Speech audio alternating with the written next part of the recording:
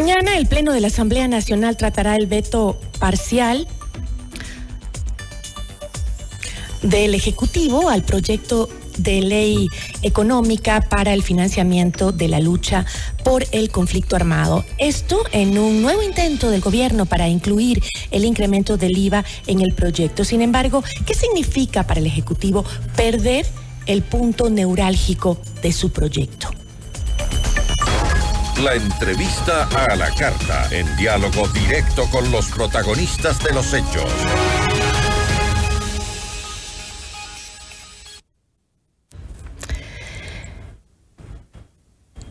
Nos acompaña nos acompaña Raúl Andrade, analista político. Con él vamos a conversar sobre estos primeros 2 meses de gestión del actual gobierno. ¿Cómo está? Muy buenas tardes. Hola, muy buenas tardes. Un gusto estar con ustedes. Muchísimas gracias. Bueno, veíamos hace poco justamente la actuación que se dio en la Asamblea Nacional luego de la presencia de la ministra de Gobierno, Mónica Palencia, y lo que se dio en medio de esto, que era justamente un análisis de la investigación que se estaba dando el caso de Fernando Villavicencio, de su crimen. ¿Qué está sucediendo al interior de la comisión que investiga el crimen contra Fernando Villavicencio? Pareciera que esto se pone en medio de lo que hoy vive el país, una agresión, una preocupación. ¿Cómo ve usted la situación hasta el momento? Bueno, en realidad yo lo que veo es que hay una serie de intereses contrapuestos que están enfrentándose en la comisión y en general en el país. Si es que hacemos un análisis desapasionado, frío de las circunstancias, lo que podemos inferir es que la bancada correísta está muy preocupada por lo que puede suceder, por el futuro inmediato, de a dónde puede llevar esta investigación en vista de los lazos que se han encontrado entre una serie de grupos delictivos y una serie de personas allegadas al correísmo dentro de su movimiento político, que evidentemente están haciendo cada vez más delicada y más compleja la situación y la posición de esa agrupación política. Entonces la reacción cada vez que uno se vea agredido o atacado es agredir. Y lamentablemente eso es lo que está sucediendo. En vez de aceptar o de ayudar o coadyuvar a la investigación de lo que debería ser la preocupación de todo ecuatoriano de bien, que es lo que sucedió en el asesinato de Fernando Villavicencio, pues existe una posición como de responsabilizar al gobierno, responsabilizar a la autoridad de complicidad con el narcotráfico para de alguna manera eludir o evadir responsabilidades, ¿no? Uh-huh. Ahora, el gobierno ha vivido unos 2 meses de mucha popularidad, se han aceptado sus proyectos. Ahora empieza ya a tener como algunos impases en la Asamblea Nacional, luego de que se evidenciaba que ese acuerdo con la mayoría parlamentaria pues parecía que iba a mantenerse por un tiempo más. ¿Cómo ve usted esa gobernabilidad? ¿Se podría ver afectada por lo que hoy estamos viendo? Digamos que lo que sucede es normal, ¿no? Lo que hubo es un acuerdo que fue torpedeado por la intransigencia de Lasso en su momento, que básicamente lo que permitía es que tanto la Revolución Ciudadana como el Partido Negocista Ecuatoriano tengan derecho a ser escuchados, a exponer sus tesis y sobre todo a defender sus intereses. Una vez que ellos han logrado su cometido, que es llegar a la presidencia y estar dentro de las comisiones que de alguna manera son sensibles, entonces hoy por hoy ya estamos más o menos en la situación de que vamos a analizar qué es lo que conviene a cada uno de nosotros y vamos a plantear las cosas de acuerdo a nuestra forma de ver. Esa es la política. Lamentablemente ese no es el país, ni el civismo ni el patriotismo. Ese es simplemente la perpetuación de intereses de grupo frente a un problema serio, que es el problema que está viviendo en este momento el país, tanto en la parte de seguridad como en la parte económica, ¿no? Y claro, nos encontramos en un momento difícil, no solo por la situación que usted menciona, la inseguridad, sino también por el tema de que es un año preelectoral, ¿no? Y muchas veces las decisiones que se toman desde el gobierno tienen una visión más política, de cálculo, y eso le preocupa a varios sectores. ¿Cómo ve usted que podría servir esta situación para el gobierno actual? ¿Podría limitarlo en las funciones que debería ejercer para justamente enfrentar la crisis? Mire, esa es una pregunta difícil de responder, porque realmente quien debería contestarla es quien está en el ejercicio del poder.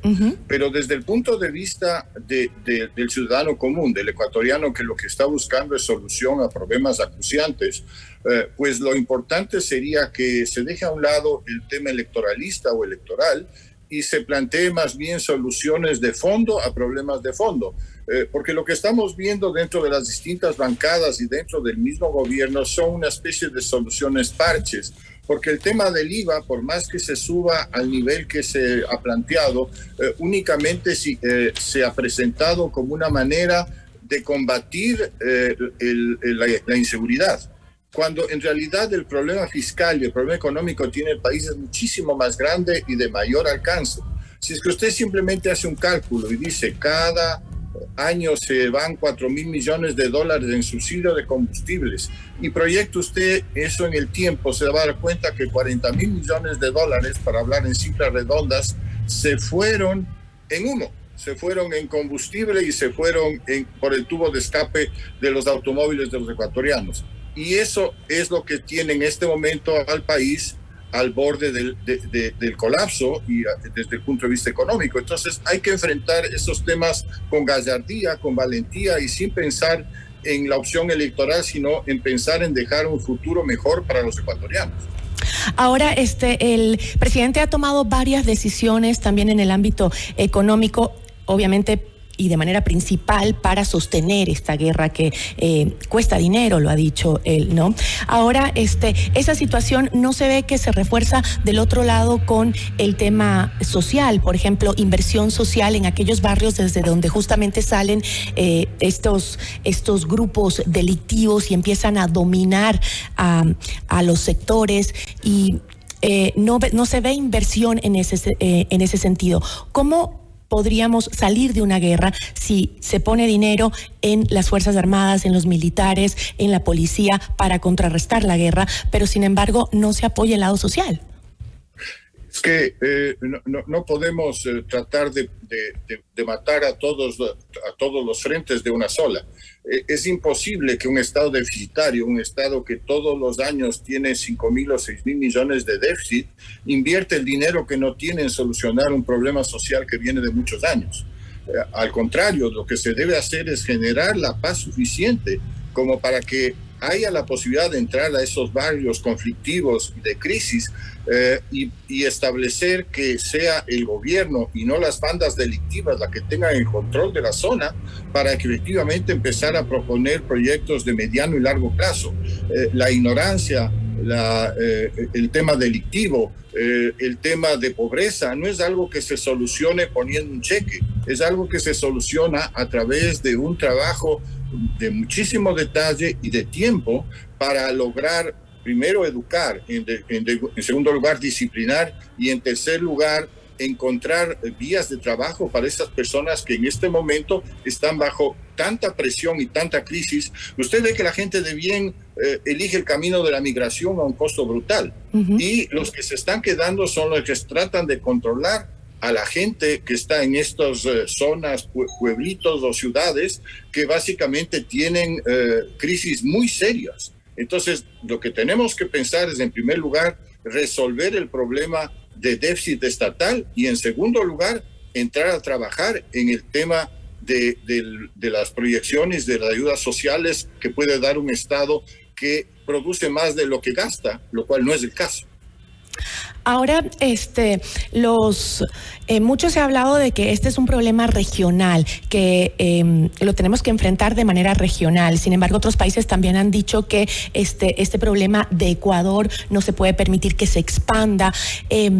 ¿Cómo juega la geopolítica en cuanto a la ayuda que estamos recibiendo de los Estados Unidos? Porque, por ejemplo, Colombia con Petro estaría de acuerdo en colaborar, porque se ha hablado mucho de colaborar entre países, sobre todo los vecinos Colombia y Perú, de colaborar cuando también por otro lado se habla en Colombia desde el gobierno de la intervención que está haciendo Estados Unidos en nuestro país. Bueno, mire, cada persona o cada grupo humano y cada país va a tener un criterio distinto dependiendo de las determinaciones que tome cada presidente y sobre todo basado en argumentos de orden práctico o de orden ideológico. La realidad es que el Ecuador es un país de paso. Es un país de paso para la droga, es un país que lamentablemente en los últimos años ha incrementado su participación en el tema, y lo que está haciendo Estados Unidos, correcta o incorrectamente, es tratar de romper esa ruta de la droga hacia los países europeos y Estados Unidos a través de detener un eslabón o frenar un eslabón que sería el Ecuador. Así tiene que entenderse la ayuda que está dando el gobierno norteamericano para el tema de control de todo lo que es el tráfico de drogas. Eso va a generar evidentemente muchas molestias y por el otro lado va a generar muchos apoyos. No se puede satisfacer a todo el mundo, pero creo que es muy importante dentro del esquema que tienen los países europeos y los Estados Unidos, el que se incremente o se trabaje en tratar de solucionar este problema de la droga, que si no se soluciona se va a volver cada vez más insistente y más persistente y con mayores raíces en la economía nacional. Ya vemos a cada rato con la intervención del ejército, la policía, la cantidad de empresas, la cantidad de personas, la cantidad de grupos que están involucrados en el lavado de activos, y ese es un tema que si es que no se controla, pues no hace otra cosa que crecer.